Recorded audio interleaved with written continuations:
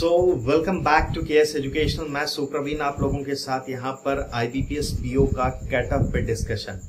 और इस साल आईबीपीएस पीओ का आपने जो एग्जाम देखा उसमें किस तरीके का आपका अटेम्प्ट रहा, इस पे डिपेंड करता है आपका कटअप और इसी पे डिपेंड करता है आपका सेक्शनल कटअप। अगर हम लोग बात करें कि सेक्शनल कटअप क्या जाएगा तो आपने देखा होगा कि लेवल किस तरीके का क्वांट का था और इंग्लिश और रीजनिंग का था।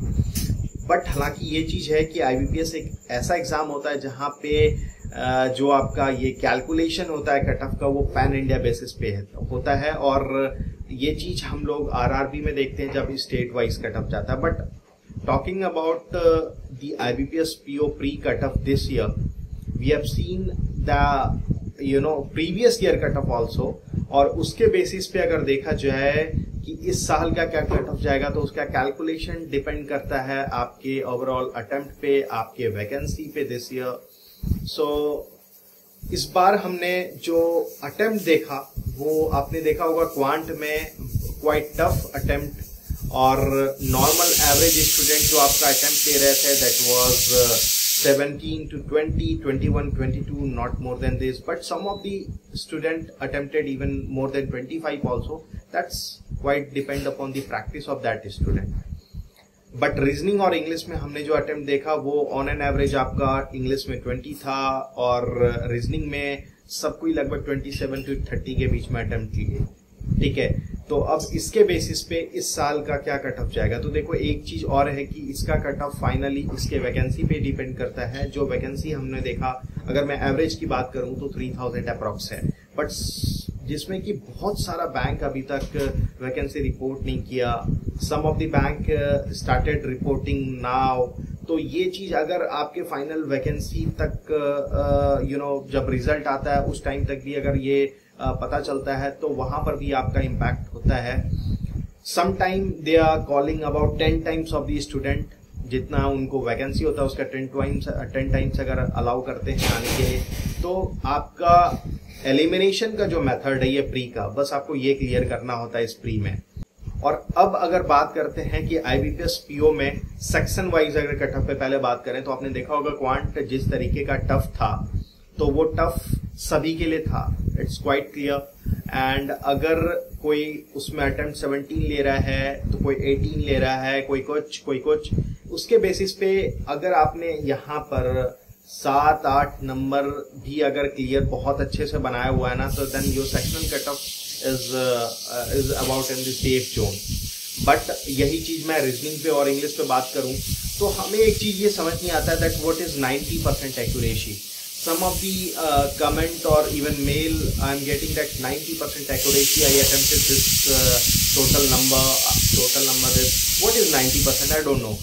अगर हमने confident होके बनाया है मतलब हमारा 100% कैलकुलेटिव, हमारा 100% वो accurate है।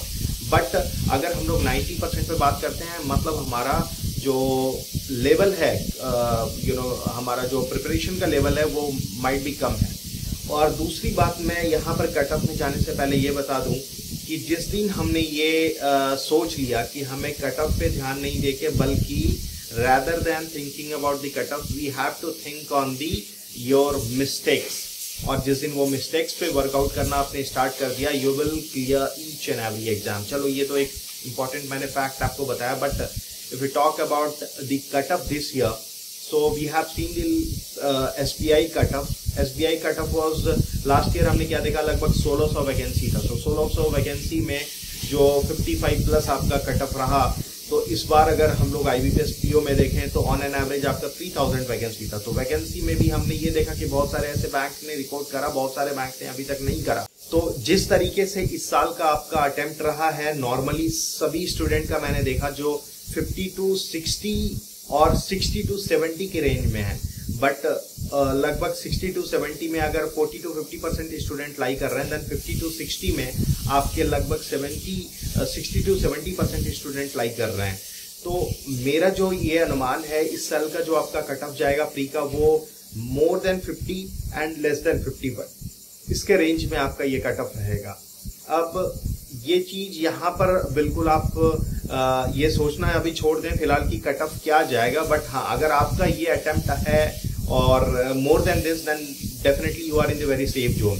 And start preparing for your mains exam, because you know अभी आपके पास जो situation है वो ये situation है कि some of your pre exam is there, some of your mains exam is there, and pre and mains exam is bit different thing.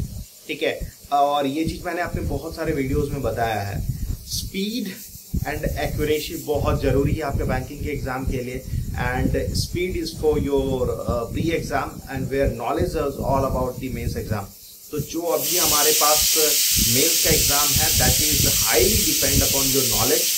तो knowledge जितना आप इन्हांस करोगे वो बेनिफिशियल आपके कहीं ना कहीं एग्जाम में दिख जाएगा. ठीक है, and if you start preparing for your mains exam, तो ये चीज बिल्कुल क्लियर होगा कि जो अभी आप नॉलेज इन्हांस अपना कर रहे हो when you are preparing for your mains exam, it will help you in the coming exam, not only in the mains but also in the pre exam. और जब आपके पास नॉलेज रहेगा, then only you can increase your speed and the accuracy. So think about the 100% accuracy in your exam, think about the speed, and overall आपका जो इस साल का pre का एग्जाम रहेगा और उसका जो कट ऑफ जाएगा वो बहुत ज्यादा नहीं जाएगा माय डियर फ्रेंड्स. सो आपको बस और बस फोकस करना है अपने मेंस के एग्जाम.